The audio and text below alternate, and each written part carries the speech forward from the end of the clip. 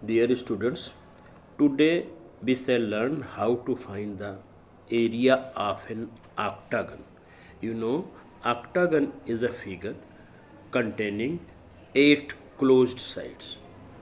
8 sides, a figure containing 8 sides, and if it is closed then it is a octagon. देखिए आपके सामने एक octagon बना हुआ है। हम इसकी एरिया निकालना सीखेंगे। तो सबसे पहले बच्चों कि इसकी एरिया निकालने के लिए हम इसमें एक पैरेलल साइड खींच देंगे। एच और सी से पास होती हुई एक ये पैरेलल लाइन ऐसे खींच देंगे।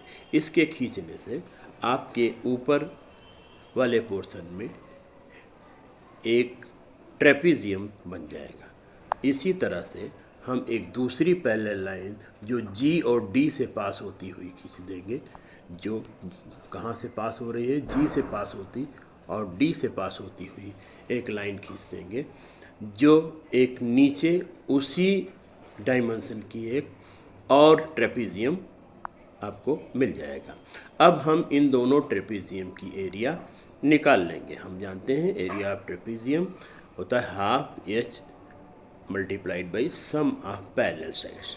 तो देखिए हम half H sum of parallel sides ये फार्मूला लगा देंगे। हमें एच पता हुआ है, ये 4 है और इसकी पैरेलल साइड्स की लेंथ 11 और 5 है। 11 + 5 ये आपका 16 हो गया, इंटू 4 डिवाइडेड बाई 2 आपको रिजल्ट मिल गया 32 सेंटीमीटर, या ये यूनिट मीटर में दिया हुआ है तो 32 मीटर स्क्वायर। अब ट्रेपीजियम 2 बन रहे हैं, एक टॉप पर बन रहा है और दूसरा बॉटम पर बन रहा है।